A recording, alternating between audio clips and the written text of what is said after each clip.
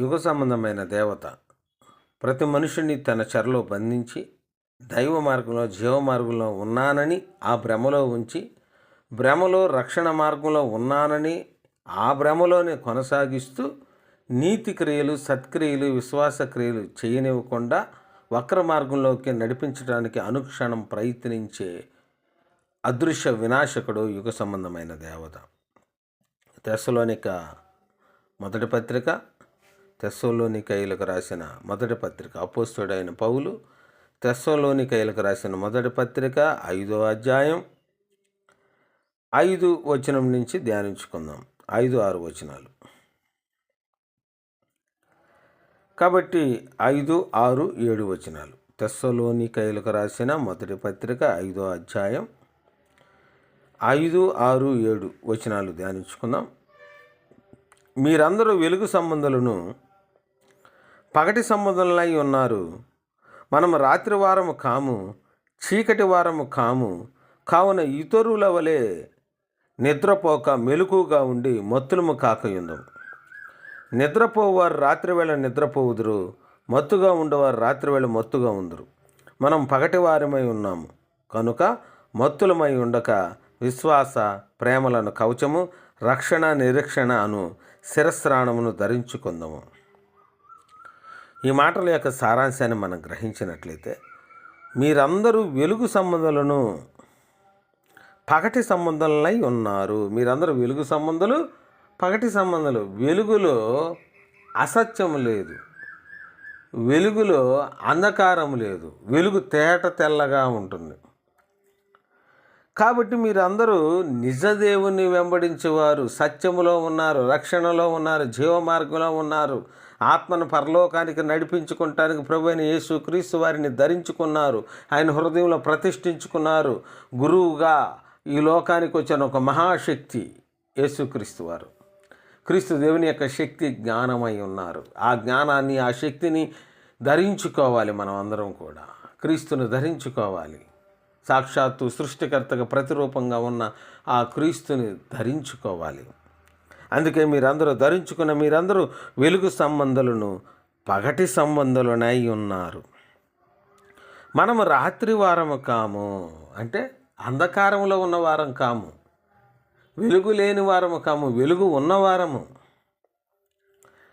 కాబట్టి మనము రాత్రి వారము కాము, చీకటి వారము కాము అన్నాడు. చీకటి వారము కాము అంటే అసత్యములో ఉన్న వారము కాము, సత్యములో ఉన్న వారము, వెలుగు వారము.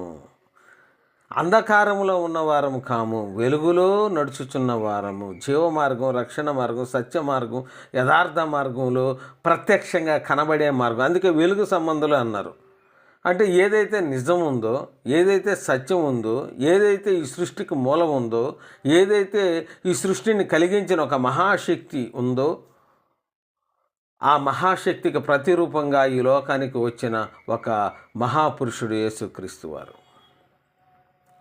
కాబట్టి ఆ వెలుగులో మనం నడుచుచున్నాము. ఎందుకు నడుస్తున్నామంటే మనము కాదు, మనం పరదేశులము. కాబట్టి మనం ఈ లోకానికి వచ్చిన వారము కాము, ఈ లోకమే శాశ్వతంగా ఉండటానికి వచ్చిన వారము కాము, మనం ఈ లోకానికి సంబంధించిన వారము కాము. ఈ లోకంలోనికి వచ్చిన మనము పరలోకానికి వెంబడించే విధంగా నడిచేవారము. మనం పరదేశులము. ఈ లోకము మనకు శాశ్వతమైనది కాదు. శాశ్వతమైన మహాలోకం వెలుగు లోకం. దేవాది దేవుడు, మహాదేవుడు నివసిస్తున్న, సృష్టికర్త నివసిస్తున్న ఒక మహాలోకం. అందుకే యేసుక్రీస్తు వారు మహాదేవునికి, దేవాది దేవునికి, సర్వలోకానికి సృష్టికర్తకి ప్రతిరూపంగా ఈ లోకానికి వచ్చాడు, గురువుగా వచ్చాడు. ఆ గురువుని శిష్యుడిగాను వెంబడించాలి. ఆ గురువుని వెంబడించాలి. మహాదేవుడే తను గురువుగా ప్రత్యక్షపరుచుకున్నాడు. మహాదేవుడే, దేవాది దేవుడు, సర్వలోకాన్ని కలిగించిన యెహోవా మహాదేవుడు, సృష్టికర్త యెహోవా మహాదేవుడు.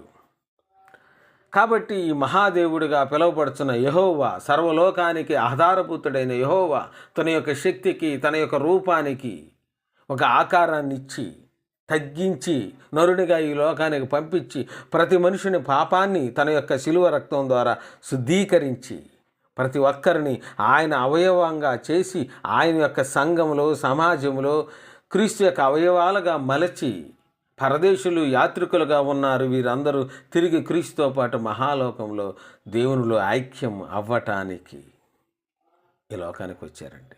ఆ విషయాన్ని గ్రహించాలి ప్రతి ఒక్కరు కూడా.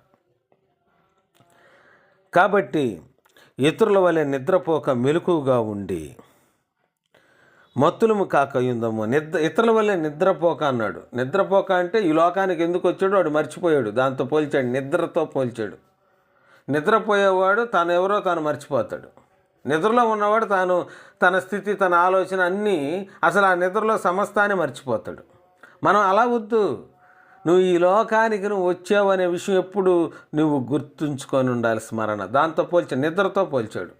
ఏ వ్యక్తి అయినా, నేనైనా ఇంకోరైనా ఎవరైనా నిద్రిస్తున్నప్పుడు ఆ నిద్రలో తాను ఎవరనే విషయాన్ని మర్చిపోతాడు. నిద్రలో గాఢ నిద్రలో ఉంటాడు, ఇక ప్రశాంతంగా నిద్రలో హాయిగా నిద్రిస్తూ ఉంటాడు. కాబట్టి అలానే మనం అలా ఉండొద్దు అని అంటున్నాడు. అంటే మన స్వభావంలో మన నడకలో ఆ విధంగా ఉండొద్దు అంటున్నాడు. అంతేగా నిద్రపోవద్దని కాదు. మన యొక్క నడత, మన యొక్క జీవన విధానం, మన యొక్క ఆలోచన, మన స్థితిగతులు అన్నిట్లో అలా ఉండొద్దు, మర్చిపోయే వారంగా ఉండవద్దు. అది దాని ఉద్దేశం. ఎప్పుడు గుర్తుంచుకునే వారంగా ఉండాలి. మనం పరదేశులము, ఈ శరీరాన్ని ధరించుకున్నాము. మళ్ళీ ఈ శరీరంలో నుంచి ఒకరోజు బయటికి వెళ్ళాలి. తిరిగి ప్రభు అయిన యేసు క్రీస్తు వారితో పాటు దేవాది దేవుల్లో ఐక్యము అవ్వాలి, ఏకం అవ్వాలి. ఆయనతో పాటు క్రీస్తులో ఏకం అయితే క్రీస్తుతో పాటు దేవునిలో ఏకమవుతాము. అందుకే యేసు క్రీస్తు వారు దేవుని యొక్క ప్రతిరూపంగా మనకి ఈ లోకానికి వచ్చాడు. కాబట్టి ఆయన మహాదేవుడయ్యాడు యేసుక్రీస్తు వారు. మనము చూడండి, మీరందరూ వెలుగు సంబంధాలను పగటి సంబంధంలో ఉన్నారు. మనం రాత్రి వారము కాము, చీకటి వారము కాము. కావున ఇతరుల వలె నిద్రపోక మెలకుగా ఉండి మత్తులము కాకయుందము. మత్తుడు మర్చిపోతాడు. అలా ఉండద్దు. మత్తు స్థితిలో ఉన్న వ్యక్తి తాను ఎవరో తాను మర్చిపోతాడు. కాబట్టి మన జీవన విధానంలో అలా ఉండొద్దు అంటున్నాడు. మన యొక్క ఆలోచన విధానంలో అలా ఉండొద్దు. ఎప్పుడు స్మరణలో ఉండాలి. నేను ఇక్కడ, నాది ఈ లోకము కాదు. శరీరాన్ని బట్టి ఈ లోకంలో నేను జీవిస్తున్నాను, శరీరాన్ని బట్టి నేను ఉద్యోగం చేస్తున్నాను, శరీరాన్ని బట్టి వ్యాపారం చేస్తున్నాను, శరీరాన్ని బట్టి బంధాలు కలిగి ఉన్నాను. కానీ నేను ఈ లోకవాసిని కాదు. ఒకరోజు ఈ లోకాన్ని విడిచిపెట్టి దేవుని దగ్గరికి నేను చేర్చబడాలి. అందుకు భూమి మీద నాలో సత్క్రియలు ఉండాలి, నీతి క్రియలు ఉండాలి, విశ్వాస క్రియలు ఉండాలి, యథార్థ క్రియలు ఉండాలి, మంచిగా నా ప్రవర్తన ఉండాలి, పరిశుద్ధమైన జీవన విధానం నాకు ఉండాలి. ఈ ఆలోచనలు ఉండాలి. కాబట్టి ప్రియమైన వారలారా, మత్తుగా ఉండేవారు రాత్రి వేళ మత్తుగా ఉందరు. మనం పగటి వారమై ఉన్నాము కనుక మత్తులమై ఉండక. పగటి వారమై ఉన్నాం మనం, ఇక మత్తు ఉండదు. నిజంగా క్రీస్తును కనుగొని నిజముగా క్రీస్తు రక్షణలో నిజముగా అంటున్నాను. నిజముగా అంటే అబద్ధంగా నడిచేవాళ్ళు ఉన్నారు. దేవుని మార్గంలో అబద్ధంగా నడుస్తారు, దేవుని సన్నిధికి వెళ్తారు, వాళ్ళ బ్రతుకంతా అబద్ధమే. వారి జీవితంలో నిజమే లేకుండా బ్రతుకుతూ ఉంటారు. వారి ప్రార్థనల వెనక అబద్ధమే, వారి ఆలోచన విధానం వెనక అబద్ధమే. తాత్కాలిక ప్రార్థనలు, ఏదో కష్టం వచ్చినప్పుడు, బాధ వచ్చినప్పుడు తాత్కాలిక ప్రార్థనలు. వారి యొక్క నడతలో విధానం సత్యం లేదు, అసత్యము, అధర్మము. సత్యము లేదు, ధర్మ మార్గం లేదు, జీవ మార్గం లేదు, రక్షణ మార్గం లేదు. కానీ ప్రభువైన యేసుని వెంబడిస్తున్నాము, క్రీస్తు సంఘములో అవయవాలుగా ఉన్నామని అనుకుంటూ వారిని వారు మర్చిపోయేవారు. అసత్యాన్ని వెంబడిస్తూ ఉంటారు. అందుకే వారిని చీకటి వారు అన్నాడు. అలా ఉండొద్దు. మనం చీకటి వారుగా ఉండకూడదు, వెలుగు వారంగా ఉండాలి. అంటే నువ్వు సత్యాన్ని వెంబడించాలి. నీ మాటల్లో, నీ నడవడికలో పరిశుద్ధత ఉండాలి, నీతి ఉండాలి, ధర్మ మార్గం ఉండాలి, సత్య మార్గం ఉండాలి. అసత్యానికి, అధర్మానికి నువ్వు దూరంగా ఉండాలి. అధర్మానికి, అసత్యానికి కొమ్ము కాయటం అనేది విడిచిపెట్టాలి. అసత్యానికి, అధర్మానికి కొమ్ము కాసినప్పుడు తాత్కాలికంగా అవి నీకు సంతోషాన్ని ఇస్తాయి. తాత్కాలికంగా కొన్ని సంవత్సరాల సుఖాన్ని నువ్వు అనుభవిస్తావు. కానీ ఒకరోజు అవి ఆయుధమయ్యి నీ కళ్ళ ముందే ప్రత్యక్షమయ్యి అవి నిన్ను అణిచివేస్తాయి. అది నీ ద్వారా నిన్నే నడుస్తాయి, నీ వంశవృక్షం ద్వారా అయినా నిన్ను నడుస్తాయి. గుర్తుంచుకోవాలి, అధర్మం, అసత్యం. 1000 కోట్ల రూపాయలు నువ్వు సంపాదించినా, అందులో నీకు సుఖం ఉందని అనుకున్నా, ఈ డబ్బే నన్ను కాపాడుతుంది, ఈ ధనమే నన్ను కాపాడుతుందని నీవు అనుకున్నా, ఏది అసత్యము ద్వారా అధర్మం ద్వారా నువ్వు సంపాదించి ఇవే నన్ను కాపాడుతున్నాయని నువ్వు భ్రమలో ఉన్నా, ఆ భ్రమకాలం అంతా గడిచిందాక నువ్వు అలా నడుస్తావు. ఆ కాలం అలా నడిచితి. ఆ అసత్య మార్గం, అధర్మ మార్గం ద్వారా నువ్వు సంపాదించిన ధనము, బంగారం, విస్తారమైన సిరి సంపదలు, ఇవన్నీ ఏది సత్యము ద్వారా కాదు, సత్యం ద్వారా సంపాదించేవాళ్ళు ఉంటారు, నీతి మార్గంలో సంపాదించేవాళ్ళు ఉంటారు, యథార్థంగా సంపాదించేవాళ్ళు ఉంటారు. వాటిల్లో వాళ్ళకి ఎంతవరకు తీసుకోవాలో అంతవరకు సంపాదించుకునే వాళ్ళు ఉంటారు. వాళ్ళు చేసే పనుల్లో ఎంతవరకు వాళ్ళకి ఆదాయం కావాలో అంతవరకు సంపాదిస్తారు. దాని ద్వారా వాళ్ళు సుఖాన్ని పొందుతున్న వాళ్ళని వారు మర్చిపోరు. ఎందుకంటే మనం పరదేశులము, దేవుడు ఉన్నాడు. తర్వాత ఆ సత్య మార్గం ద్వారా సంపాదిస్తున్న, నీతి మార్గం ద్వారా సంపాదిస్తున్న, యథార్థ మార్గం ద్వారా సంపాదించిన అది విస్తార ధనమైనా, ఒకవేళ అవన్నీ ఒకవేళ పరీక్షగా అవి కోల్పోయినా కానీ వాళ్ళు విడిచిపెట్టరు సత్యాన్ని. వాళ్ళు సంపాదించిన సిరి సంపదలన్నీ వాళ్ళ కళ్ళ ముందే జారిపోయినది. నీతి మార్గం ద్వారా, సత్య మార్గం ద్వారా, యథార్థ మార్గం ద్వారా వాళ్ళు సంపాదించిన సిరి సంపదలు వాళ్ళ కళ్ళ ముందే జారిపోయినా సత్యాన్ని విడవరు వారు.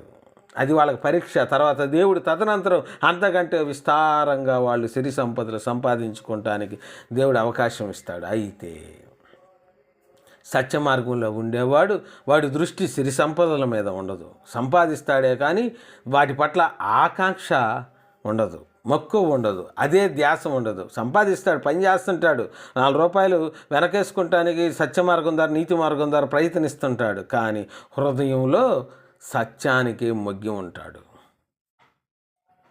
కాబట్టి అసత్యంలో, అధర్మం ద్వారా సంపాదించే వ్యక్తి ఎలా ప్రవర్తిస్తాడంటే, ఇంకా చాలేదు ధనం అని హృదయంలో నింపుకుంటూ, ఇంకా వాటిని ఏ విధంగా వక్ర మార్గంలో, అడ్డదారిలో, లంచాల ద్వారా, మోసాల ద్వారా, హత్యల ద్వారా, ఒకరిని అణిచివేయటం ద్వారా ఎలా తీసుకొని రావాలని వాటి పట్ల ఆశ పెంచుకుంటూ వాటన్నిటిని వెనక తెచ్చుకుంటూ ఉంటాడు. వీడికి కూడా ఒకరోజు వాడి కళ్ళ ముందు జారిపోతాయి. సత్య మార్గం ద్వారా సంపాదించిన వాడు కోల్పోతే మళ్ళీ సత్యంలో నిలుస్తాడు. అధర్మం ద్వారా, అసత్యం ద్వారా సంపాదించిన వాడు కోల్పోయినప్పుడు వాడు సత్యంలో నిలవడు. వాడు ఏ అధర్మంలోనే ఉంటాడు. అధర్మంలో, అసత్యంలోనే ఉండి వాడు ద్వేషించుకుంటూ వాడు చికాకులు, అశాంతిలో ఉంటూ ఎదుటి వాళ్ళ మీద ద్వేషాన్ని వెళ్ళగొక్కుతూ ఉంటారు. ఇలాంటి వారందరూ కూడా. ఇదే చీకటి వారం. సత్య మార్గం, వెలుగు మార్గంలో ఉన్నవారు కోల్పోయినా తిరిగి దేవుని చేత పొందుకుంటారు. కాబట్టి ప్రియమైన వారలారా, కావున ఇతరుల వల్లే నిద్రపోక మెలకువగండు మత్తులము కాక యుందము. నిద్రపోవారు రాత్రి వేళ నిద్రపోదురు, మత్తుగా ఉండేవారు రాత్రి వేళ మత్తుగా ఉందరు. మనం పగటి వారమై ఉన్నాము కనుక మత్తులమై ఉండక విశ్వాస ప్రేమలను కవచం. పగటి వారం ఎలా ఉండాలట? విశ్వాసం, దేవుని మీద విశ్వాసం ఉండాలి, ప్రేమ ఉండాలి, ఎదుటి వాళ్ళని గౌరవించడం, ప్రేమించడం, తర్వాత సహాయం చేయటం, ప్రేమలను కవచం ఉండాలి. అది నీ కవచం. దేవుని మీద విశ్వాసము, నీ మీద నీకు విశ్వాసం ఉంచుకుంటూ దేవుని మీద ఆధారపడి విశ్వాసాన్ని కొనసాగించాలి. తర్వాత ప్రేమ, దేవుని మీద ప్రేమించాలి. దేవుని ప్రేమించావంటానికి గుర్తు నీవు పొరుగువారిని ప్రేమిస్తున్నావంటేనే నువ్వు దేవుని ప్రేమిస్తున్నావు. నీ కళ్ళ ముందు ఉన్న సహోదరుని ప్రేమించకపోతే నువ్వు దేవుని ప్రేమిస్తున్నానని చెప్పేది అబద్ధం అన్నాడు. పత్రికల్లో దేవుడు వ్రాయించాడు ఈ మాటని. కాబట్టి విశ్వాస ప్రేమలను కవచము, రక్షణ నిరీక్షణను శిరస్త్రాణము ధరించుకుందాం. శిరస్త్రాణం హెల్మెట్, రాజుల కిరీటాలు, శిరస్త్రాణం. కాబట్టి ఈ శిరస్త్రాణము ధరించుకోవటం ద్వారా రక్షణ, నిరీక్షణ. రక్షణ ఉంది, శిరస్త్రాణం. రక్షణ, నిరీక్షణ, ఈ రెండింటినీ శిరస్త్రాణంగా ధరించుకుంటున్నాం. రక్షణ దేవుని అనుగ్రహం, యేసువారి ద్వారా రక్షణ, ఆయన ద్వారా పాపక్షమాపణ పొందటం రక్షణ. నిరీక్షణ, మళ్ళీ నిరీక్షణ కూడా ఉండాలి. రక్షణ పొందేవు, నిరీక్షణ లేదు, సస్తే నరకమే నీకు. రక్షణ ఉంది, నీకు నిరీక్షణ లేదు. నిరీక్షణ అంటే నేను పరదేశిని, యాత్రికుడిని, అందుకు అనుగుణంగా భూమి మీద నేను జీవించాలి, సత్య మార్గంలో నడవాలి. ఈ సత్య మార్గంలో లేమి వచ్చిన, ఈ సత్య మార్గంలో దరిద్రత వచ్చిన, ఈ సత్య మార్గంలో సుఖదుఖాలు జతపరచబడి ఉన్న దేవుణ్ణి విడిచిపెట్టకుండా సత్య మార్గంలో నడుస్తావు. ఈ సత్య మార్గంలో ధనం విస్తరించిన, ఈ సత్య మార్గంలో విస్తారమైన సిరి సంపదలు కూడిన, ధనం వచ్చినా దరిద్రత వచ్చినా, ఏది వచ్చినా దేవుణ్ణి విడిచిపెట్టకుండా సత్య మార్గంలో నడుస్తారు. రక్షణ మార్గంలో నడుస్తూ నిరీక్షణ ఎవరైతే కలిగి ఉంటారో వారే పరలోకానికి చేర్చబడతారు.